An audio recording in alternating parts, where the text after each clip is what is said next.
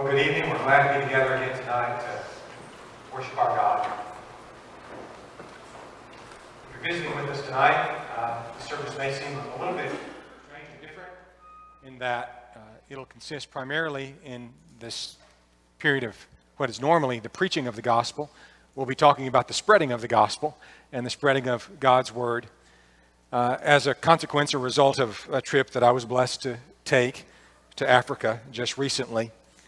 In Acts chapter 14 and verse 27, Paul and Barnabas had been sent out by the church at Antioch to preach the gospel and to edify churches that were planted. And in that text, in Acts 14 and verse 27, they get back to Antioch, and it says, when they'd come together, when they had come and gathered the church together, they reported all that God had done with them and that he had opened the door of faith to the Gentiles. So what we're doing this evening is eminently scriptural and something that is authorized by our New Testaments. And that is evangelists reporting back to the congregation that sent them out concerning the work that God accomplished through them. I am very, very thankful, as I've expressed many times, for the opportunities that working with Eastside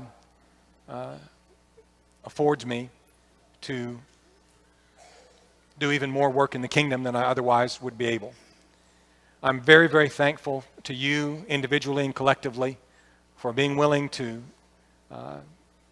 use me and send me to places where we're supporting the gospel so that God's name can be glorified and the work of the church here can be expanded according to the biblical pattern.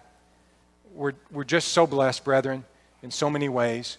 Let us thank God that he has blessed us with the knowledge of his word, the gospel of his grace, which is alone is the power of God to salvation, and that we have the opportunity in this life with the resources that he has given us to share that gospel with others, to support others who are sharing the gospel, to encourage them in their faith. We are blessed at Eastside beyond all reason, not only with the physical resources that we've been given, but with the opportunities to work in the kingdom of God and to bear fruit for him. And I want to say at the outset tonight that, as I've said so many times, we are in this together. This is a fellowship with preachers in the gospel and with saints in so many places. We are sharing together in the love of Christ. And it's that love that is the bond that holds us together in this wonderful work. And I hope in some small way with what I'm going to share with you in the next little while that you'll feel that connection. And you'll know that there are brothers and sisters in Christ on the other side of the world who appreciate what you have done for them, who love you not only because of what you have done, but because you are truly their brothers and sisters in Christ, and you share a relationship in Christ, a true fellowship. So many places, every place we go in Zimbabwe, we would tell the brethren that you were sending them your greetings and your love. And they, in every place, wanted to make sure that we sent their love back to you in every place that we visited. So this is our 2017 trip to Zimbabwe. It was, I think, probably the busiest trip that we've had. This is my 6th trip to Africa. And I think that we went more places, got more done in this trip than any before. And you'll see what I'm talking about as we get into it here in a moment. These are the places that we visited in Zimbabwe. And you can start up here in the left-hand corner at Binga and Simwangi. In Binga, we had a preacher training. We preached at a couple of churches, Crossdet and Lupani. After that preacher training, then we came down to Bulawayo and had a lectureship for English-speaking preachers there. Then over here to Masvingo and Mirangeri, and then up to Harare and Wedza, Shevanawa, and Chitangwiza. So we covered a lot of the country of Zimbabwe in this 2 weeks that we were in country over there. These are my companions standing with me at the lodge that we shared, the place that we stayed when we were in Masvingo. That's Tad Corder, who had to borrow my sports jacket that I'd taken over. It was quite cool that day. His jacket had ticks, therefore he was borrowing my sports jacket that day. And there's Joe Greer, and both of these guys are familiar to you. This is our 4th trip together with this team going around in Zimbabwe and preaching the gospel and edifying the saints, and especially working with gospel preachers.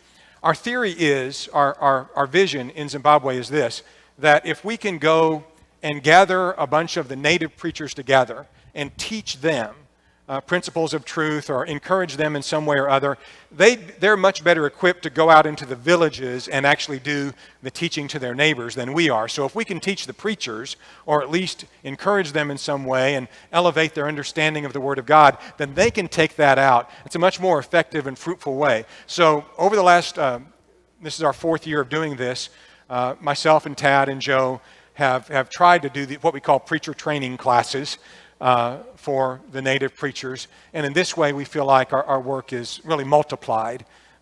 And it's much more effective than us just going around to individual congregations. Having said that, this trip we did 2 different sets of preacher training classes, plus we visited 9 village congregations. So that's the most by far. In previous years, we've only visited 2 or 3 village churches at a time. This year, we visited 9 village churches. So as I said, I feel like we did a lot more this time than in previous years. Let me start out by telling you about the preacher training that we did up in Binga, which, as you see, is in the northwest sort of corner of the country. This is very close to, well, not very close, but relatively close to Victoria Falls. We flew in to Victoria Falls. Many of you will recognize that that's where Tinson Mangwanyana is located.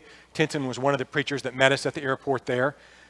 We got in a couple of cars with a couple of the other preachers and drove down to Wangi and then out this way to Binga. That's a several hours drive, and it was into the night, that Wednesday night, when we arrived in Binga. We had scheduled these preacher training classes for June 14th through 17th. We had 44 Tonga-speaking preachers. This is the first time we worked among the Tonga brethren in Zimbabwe. Zimbabwe has 2 main tribes. The Shona is the predominant tribe. The Ndebele is the second largest tribe. And then you have some smaller tribes, especially on the borders of the country. The Tonga-speaking brethren up here in this section of the country, again, not a language that we speak, certainly. Fortunately, we were with a couple of preachers who grew up in this area who also speak fluent English, and they were able to help us. So this work was planned and facilitated by one of those preachers, Short Mpande. Short is a fantastic preacher. We've had contact with him before. He's supported actually by Oakland. So he's someone that's been known to us for some long time, was known to Paddy Kindabal. Peter Mundinda and Solomon Chikamba also helped us with translation and transport. So they would be the preachers who are not really bush preachers. They drive cars and they speak multiple languages and all of that sort of thing. So they're the ones that are helping us carry on. Over the 2.5, 3 days that we were there in Binga at a fish camp called Milibizi, we taught 15 lessons to these preachers on subjects such as the Bible pattern, how God expresses authority, the work and worship of the church, instrumental music, marriage, social drinking, baptism, difference between the Old and New Covenants. Those are just a few of the topics that we covered, along with questions and answers, a number of other things. So we were very busy for those 3 days.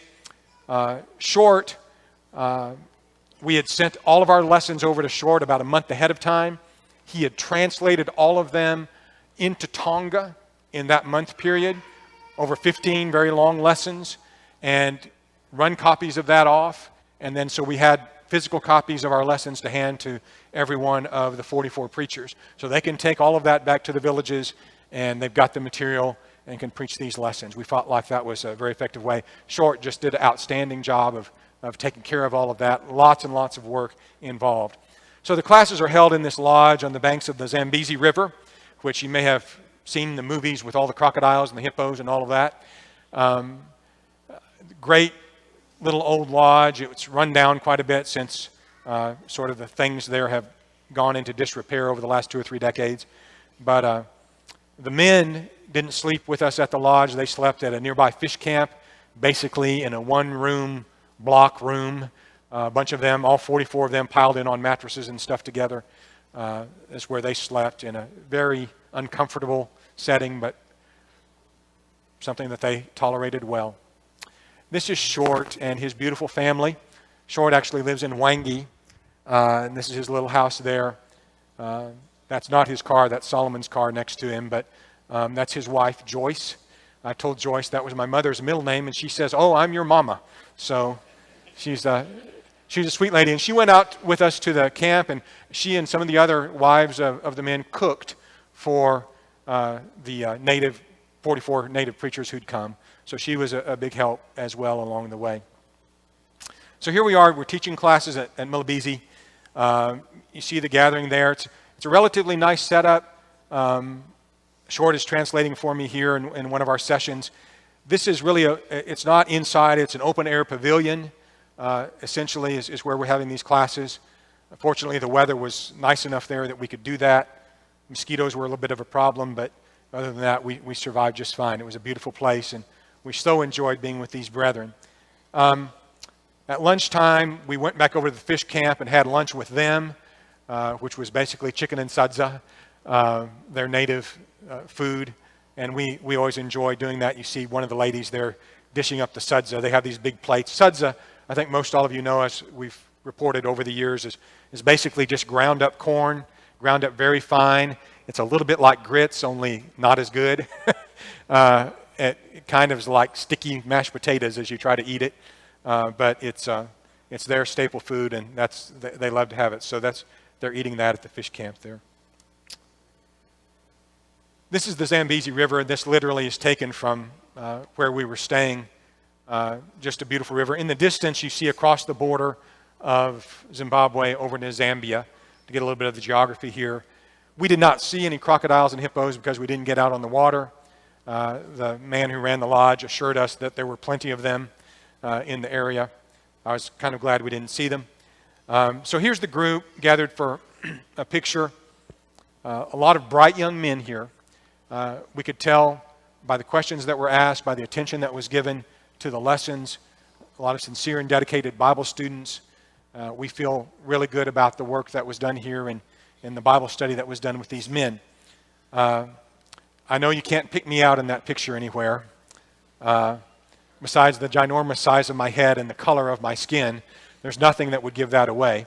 But that was a nice moment.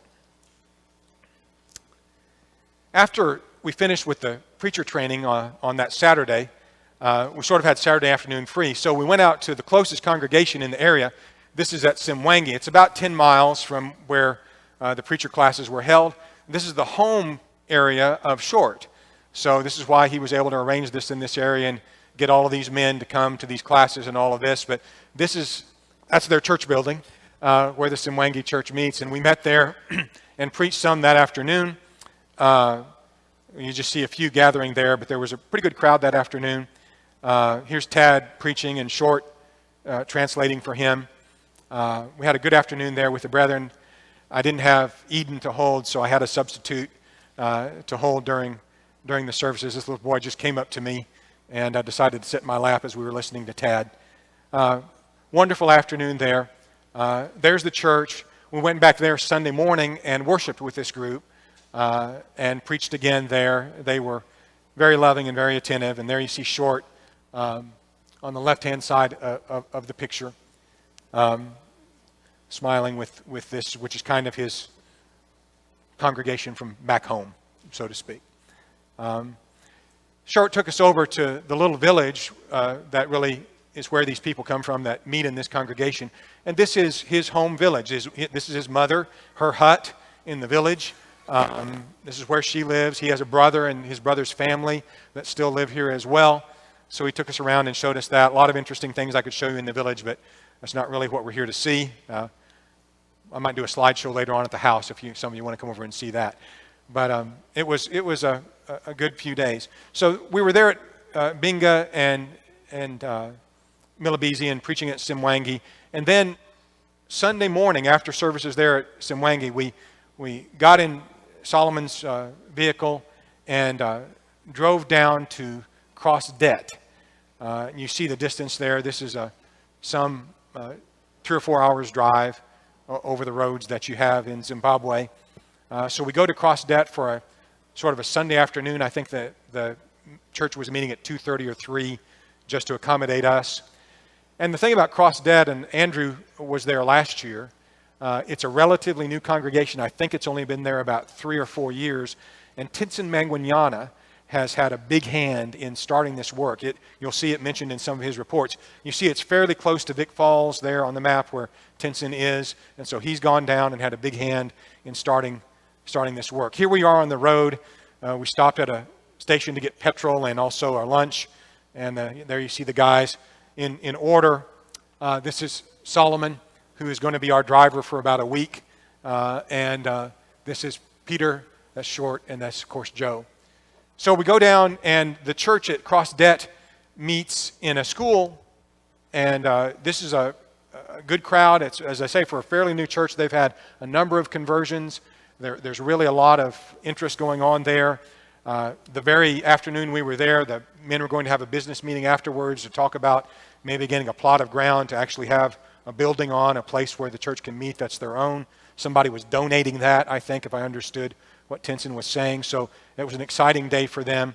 In the inset, you see Tinson preaching, Solomon translating for us so we can understand what's being said. I also preached there that afternoon with, I think, Short or Solomon translated for me.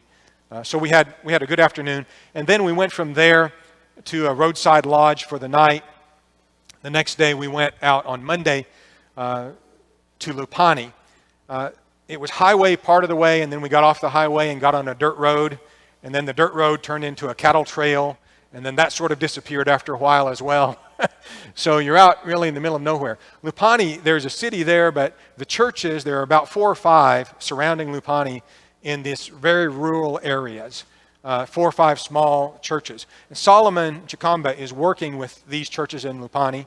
Solomon's not somebody that we support, but I've known Solomon for several years, since 2011. He's a fantastic young gospel preacher.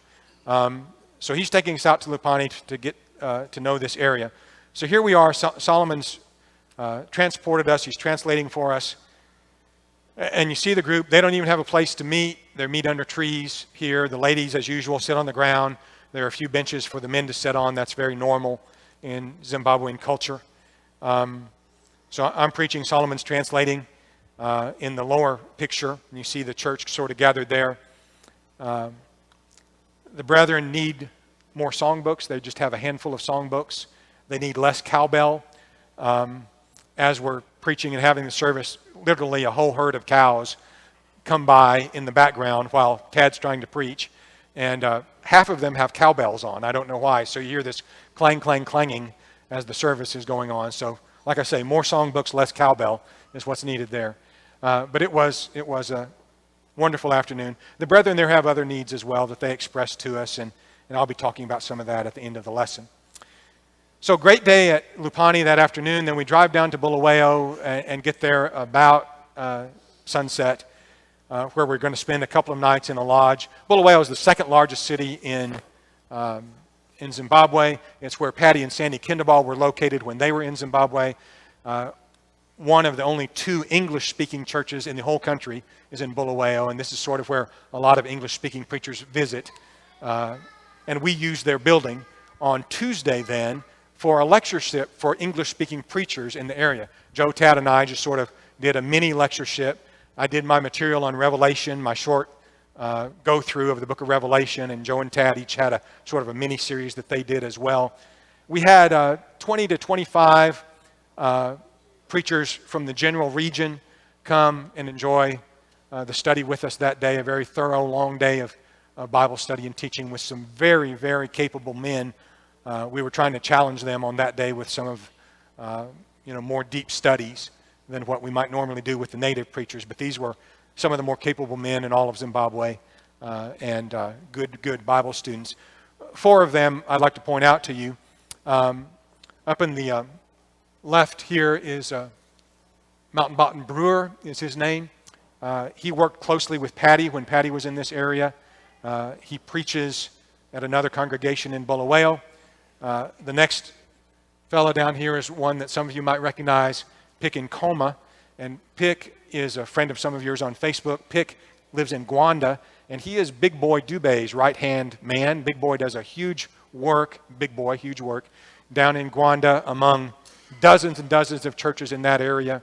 Just a rock in that section of southwest Zimbabwe. Pick is his right-hand man. He was able to come up from the lectures.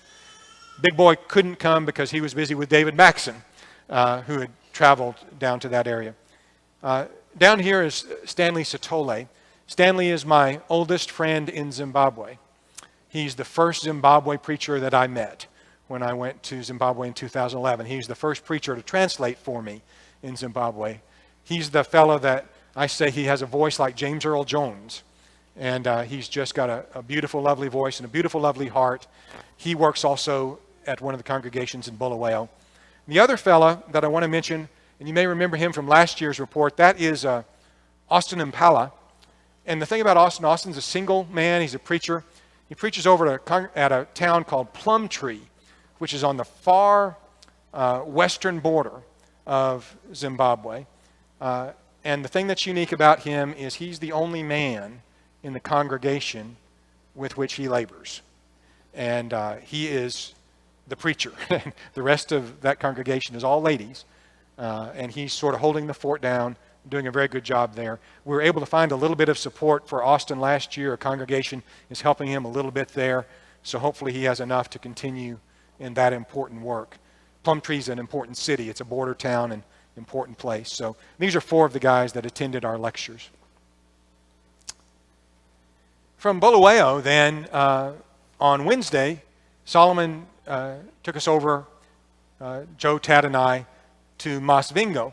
Masvingo is a town as well as a province that surrounds it. So when I talk about Masvingo, there's the city of Masvingo and there's province that surrounds it. Just about 8 or 10 miles out of the city of Masvingo, Professor, who is, again, a longtime friend and fellow worker in the kingdom, had arranged for us to meet with native Shona-speaking preachers in this area at a lodge to do another session of preacher training. So remember, at Bingo we were doing with Tonga preachers. These are Shona preachers. Shona is the predominant tribe in Zimbabwe. The government is typically run by Shona people. The president is Shona. And so Shona people have the upper hand, so to speak. And this area of Masvingo is pretty much all Shona.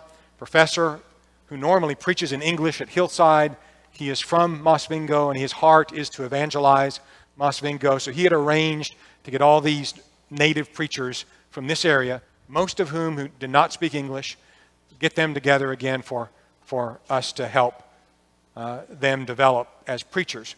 So this training occurred at Panyanda Lodge, June 21st through 24th.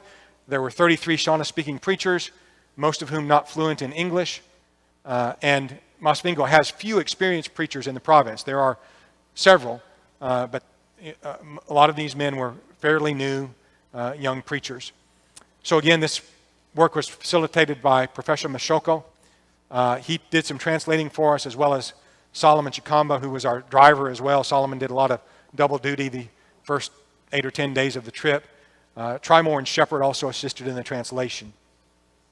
Again, we did basically the same lessons we'd done in Bingo when we were up there, but now all of these lessons, instead of being translated into Tonga, had to be translated into Shona, and Professor had done that.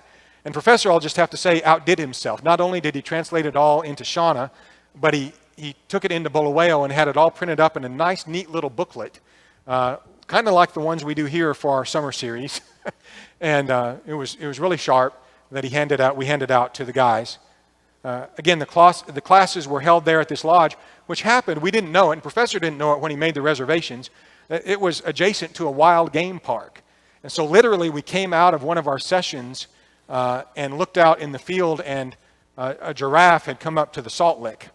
So here's the lodge. Here's the the hut that we're staying in for those days. Here's some of the men in the classes, the Shauna-speaking brethren enjoying that. And there's the giraffe that came to sort of visit us. And you take a short walk into the bush and you see impala and zebra. This is, I think, if I can translate hectares into acres, it's about a 6,000 acre wildlife refuge here that is just adjacent to this lodge. So we enjoyed getting to see some of God's creatures while we were there. That Saturday afternoon then, our training for the preachers ended there in Masvingo. Here we said goodbye to Joe. Joe had planned earlier to go back to Bulawayo and do a little bit of work there and then fly on home. Sandra was wanting him, I think, at home, and he wanted to be home. So he left us a little early this year. I wanted to go up and see some of the preachers that we are supporting at Eastside up in around Harare and Wedza. And so Tad Corder agreed to accompany me. But before we went up there, we went back down south about 60 kilometers to Mirangiri. This was Saturday afternoon. We got to our hotel, if you could call it that, and spent the night, and then went out to Mirangiri, which again is very much out in the sticks, a very rural area, dirt road for quite a distance, and we met with the brethren there. So there I'm preaching, professors translating for me, such a good friend and helpful worker. We had 2 baptisms that day at Mirangiri. They were having trouble finding water that was deep enough, and this is Kudakwashi, who's the local preacher. We've worked with him before a little bit too. He actually got down in the water and sort of hollowed out a place with his hands to make it deep enough to get these people all the way under the water. But we had 2 baptisms. That was a wonderful experience. Here's the worship service at Mirangiri that day. And again, you see a lot of the people just sitting under the tree. They don't have a building here. The work there is going very well. Number of baptisms in just the last year here at Mirangiri. Well, they set out these plastic chairs for the preachers to sit in, mainly us American preachers. But besides the chair, notice what the preacher has that few others do in this picture. You don't see any Bibles. I think in this congregation there were 5 Bibles. So Kudakwashi says, could you please help us with funds for Bibles? So Eastside helped purchase 16 Bibles and 16 songbooks for this congregation to use in its worship. That's one of the things, of several things that you did as in your fellowship with brethren there. This is Amelia. You may remember her. This is an orphan that Joe and Tad and I had been helping with some of the funds we'd been given. The last 3 years, we'd been helping her. This is where she attends. Her grandmother is a member here, and she's doing well living with her grandmother who attends there at Mirangiri. I wanted to show you the picture of her. She's growing quite well and doing beautifully. So after that day, that Sunday in Mirangiri, we take this really long drive on a really busy highway up from Mirangiri to Harare. And if you'll notice, South Africa down here, this is the main highway. It goes up through Mirangiri and all the way through Harare and to Mozambique and places beyond. So this is the trucking route, basically, for all of the stuff that goes through Zimbabwe that doesn't stop there, that goes to other places. So there's a long drive, but Professor got us there safely. We arrived in Harare rather late Sunday and then got up early Monday to go out with Reason Marara, who is one of the preachers that we support. Some of you helped Reason buy a car a few months ago. We're so thankful, otherwise we'd have had to walk everywhere up here because Reason was the one that took us around for the last 3 days of our trip. So we go out on this one-lane road to Wedza. We're supporting, Eastside is 3 men in the Wedza district, and we'll talk about them in just a minute. But for much of the trip, this is about a 2.5 hour drive. For a lot of it, you're on a one-lane road, and you're literally playing chicken. I mean, you go, 2 cars heading right for one another, and whichever one's going to get on the shoulder first. We saw a horrible accident on the way out there. There was a minibus taxi that had a head-on. 9 people were killed in this accident. It was just horrible. But it's a dangerous, dangerous road. But we made it safely, and we're thankful to God for that. So here we are at Mukandwa, where Innocent Shaninga labors. And this is Tafadzwa, who is translating for me. Tafadzwa traveled with us these last 3 days as well. Good friend of Reason. He and Reason are planning to do some work together in Shevanawa and another town. So he and Reason are co-workers, but he traveled with us. He's a great translator, solid preacher of the gospel in his own right, and we just enjoyed having Tafadzwa with us. This building, some of us as individuals helped them build this building. You may remember a few months back, they got this plot of ground and were able to put some bricks together and build a building. It's not quite finished yet, but it's about 80% finished, and we were able to use it. They're enjoying that. There you see the interior of it. It's a good place to meet. The wind was cold in Wedza. I can tell you it was a cold day, and it was nice to have that knocked off of you a little bit in this building. Some of the children there at Mukandwa. And this is the congregation. This is Innocent over here that we're supporting in this work. He's much loved and appreciated by this congregation, I can tell you that. His mother, who I can't see, I think that's her there. She gave him quite a testimonial. If you ever heard of a proud mama, that's Innocent's mom. So she just went on about how great her son, the preacher, was. So we appreciated her little testimony. This gentleman here, fantastic song leader, school teacher. He led the singing for us. He's in need of a little bit of help with some medicine and things, but he's a fine Christian. So that's the group. You see the building there, not quite finished in the background, and the plot of ground that they're using. Wonderful experience there. We went on from there to Mirangabiri, where Tawanda labors. And here you see Reason. I think this is the first picture I've shown of him. Reason's translating for me on this occasion as I'm preaching there in Mirangabiri. Again, great group of folks. This is Tawanda works with them. They have the traditional thing that we see in a lot of places in Zimbabwe. The last thing they do is sing a song as they go out the door, and the first person out stops and he shakes the hand of the next person out, and everybody shakes everybody's hand, and they make this big circle going out the door as they're singing this song. And there's Tad going down the line shaking everybody's hand. This is a custom in a lot of the churches there. This is the church building at Mringabiri, where Tawanda is working. It's the oldest church building in this whole region. It's in serious disrepair. There are no panes in those windows. It just needs some fixing up, to put it mildly. It was a cold day. The wind was just whistling through there when we were inside. And the saints there actually requested if there are individuals that might be interested in helping them fix that up, get some panes in those windows, they would really appreciate it. We went on from there to the church at Godzilla, where Everson Duarte preaches. Now, if the first two places were kind of off the beaten path, this place, Godzilla, is really off the beaten path. We were probably half an hour on dirt roads that were nearly impassable. I wasn't sure that Reason's little car was going to make it, but we did get out here to where Everson preaches. And there's the congregation, probably the biggest of the three congregations. You see lots of folks and a couple of white faces in there as well, among with our good brethren. We had a good worship there. Tad and I both were able to preach and enjoyed getting to meet those brethren. It's a very open air place. Again, this is kind of a cool region. You see the ladies there in coats and whatnot sitting on the ground. But you see, the brethren here know how to make bricks, and that's a blessing. They're planning to sort of shore up this building, make it bigger. The local council has told them the first thing they have to do is put restrooms in before they can, kind of finish off the building. When we say put restrooms in, everybody understand, hole in the ground, no plumbing, that's a restroom in Zimbabwe. But they're supposed to put those in before they actually shore up the building. So they're working on that. Suffering Saints in Godzilla, both of these are members of the congregation there. You see the lady with a large tumor or goiter on her throat, and also because of that, somehow she's losing her eyesight.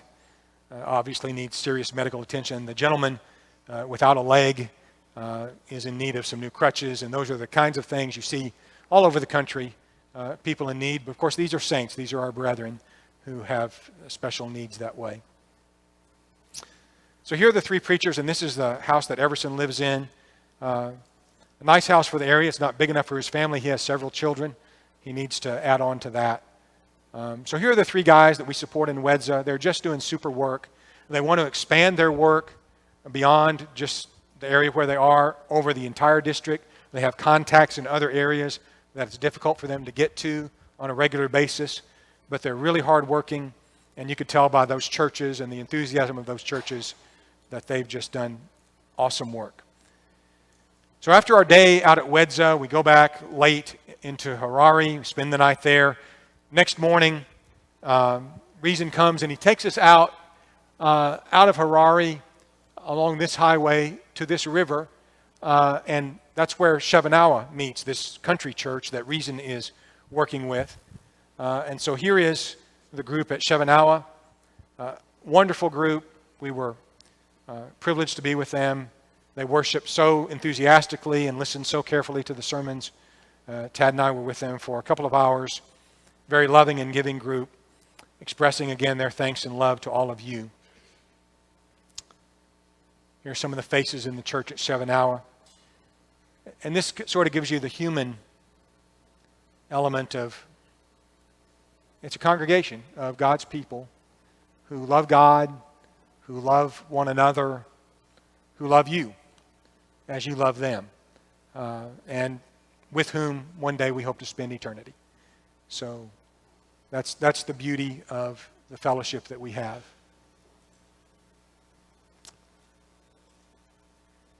These 3 elderly gentlemen, when we first got to Shevanawa, they were walking up, and Reason says to me, he says, the young one there is 81, and the older one is 95. And he says the 95-year-old walks 8 kilometers, it's about 5 miles, is one of the first ones to every service. Faithful in attendance. 95 years old. I think there might be a sermon in that for us. That's a sermon in itself, isn't it? About faithfulness and attendance and dedication to the Lord. From Shevanawa, we went back toward Harare to Chitungwiza. Chitungwiza is this huge, sprawling, suburban area where many people live. Harare is a city of 2 or 3 million people, and hundreds of thousands of them live in Chitungwiza. The only sound work that I know of right in that area is Josiah Manguignana is the preacher. It's called South Chitungwiza, and this is where we are. Josiah is Tinson's brother, Tinson's younger brother, who I've worked with before. He's a great preacher of the gospel. A lot of opportunity there in Chitungwiza, so many people. There's not actually a lot of Christians in Harare itself, huge city, but like a lot of cities in America, it's just eaten up with violence and crime and selfish pursuits and all of that sort of thing. So it's a tough place to preach the gospel, but Josiah is doing a good work in Chitungwiza. Here we are preaching again. Tafadz was translating for me. There is Reason translating for Tad this last day that we were working.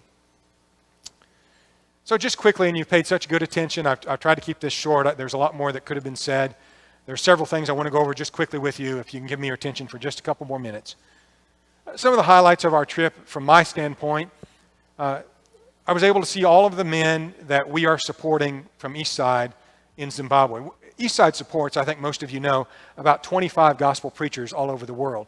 But we have 7 men that we're helping in Zimbabwe, and I was able to see all of them except for Big Boy, who, as I said, was busy with David Maxon at the time. So our 3-man team, we held 2 3-day classes for preachers, a 1-day lectureship. We preached in 9 different villages, preached over 60 sermons between the 3 of us in 14 days.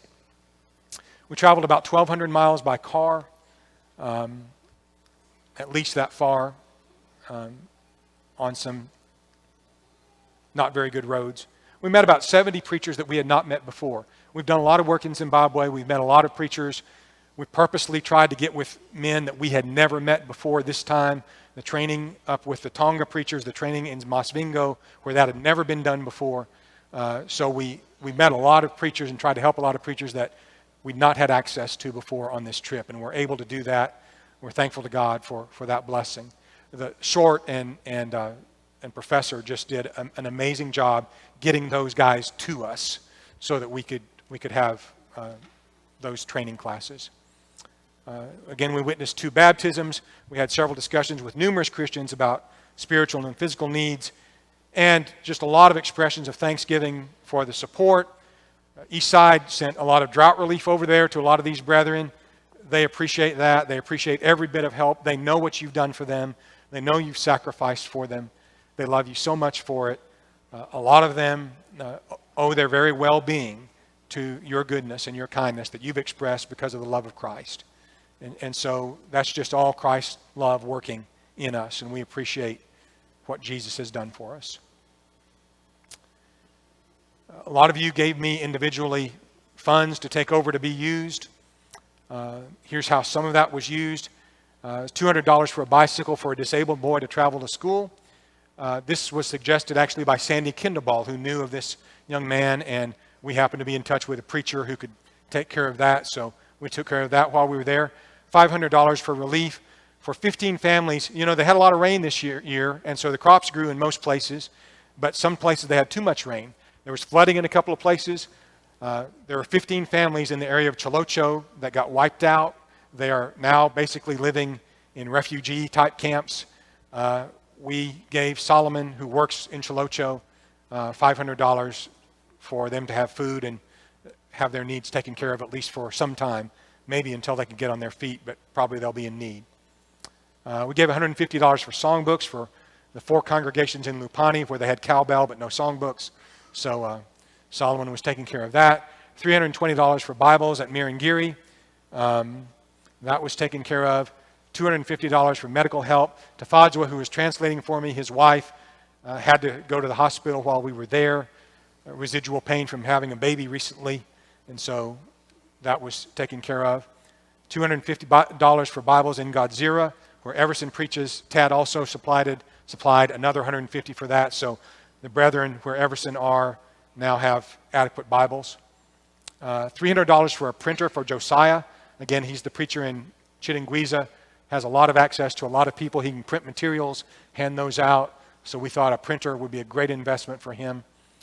$550 in additional support for the preachers who really sacrificed so much of their time and energy to help us. Short, Peter, Professor, and Reason. We split up some funds, just give them a little extra help in lieu of all that they'd done for us. The spending of their time away from their families, as we were away from ours, but they were sacrificing like we were. Then for the preacher classes, of course, these men are all poor. They have to take public transportation to get to the places where we have the preacher training. We don't promise them funds to make the trip. We say to them, you're expected to come on your own, but we will try to give you funds to send you home. So we kind of half that with them. They make a sacrifice to get there. We try to help them home. So $570 for travel expenses for the 77 preachers that we met along the way. $425 for petrol for vehicles. Gas there's $5.20 a gallon. And that all comes to $3,515. I have about $1,500 more dollars that I'm planning to send back over for our various requests, but that's what's been done so far with the funds that you provided me with. I think a lot of good was done with those funds. I hope that you are pleased with that. I hope that the Lord is pleased with that. That's always a difficult thing, by the way, to be entrusted with funds to help people, and I pray for wisdom to know exactly where to put that. There's a lot of need over there. We received a lot of other requests. A man has a son who has a need of a surgery in Binga. There's the Mukandwa brethren want to finish that building. They requested maybe some money from individuals that might help them with that. The elderly man who needed some help. Beniel, who works closely with Innocent there in evangelism and who's in a lot of his reports, is not getting any support, is really a family man with no way to support his family, and he could just use some help. $1,500 to refurbish the building at Maringabiri, $600 for irrigation tank for Everson to grow some crops, the medical help that's possible for the severely handicapped members that we saw the pictures of there at Godzilla, funds for blankets for Christians in Chevanao. It's cold there. Some of them don't have blankets. And then one other thing I'll mention, we're so thankful that they did have good rains. Crops came in. throughout all of the country. They're able to feed themselves now. However, because of so much rain, some crops were washed away. Some brethren's plots did not produce like they wanted, like they needed them to. Right now, the brethren are sharing with each other. The report that we got in more than one place is they feel like they'll be able to do that maybe to November, December, but they're not sure they'll have enough to eat until the next harvest because they got too much rain in some places. So just a heads up that may be coming as a need there may develop toward the end of the year. Again, I thank you so much for your attention tonight, but more so for this wonderful opportunity that you've given me, that we've shared together in the work of the Lord. This is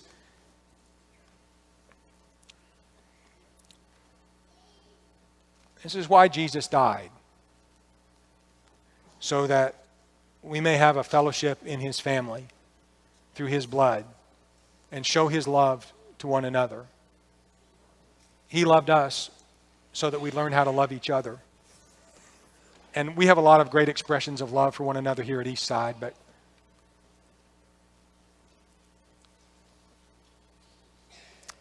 it's just not anything that makes me feel more the love of Christ than to be able to love brethren like those that we're loving in Zimbabwe and who love us.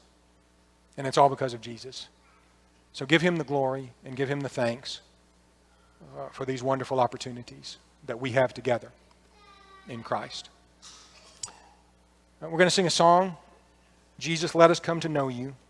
I hope that in a way you've seen that we can know Jesus through experiences like this, and primarily, of course, through His Word and obedience through faith. And if you're interested tonight in getting to know Jesus better and giving your life to Him, we'd ask you to come while we stand and sing.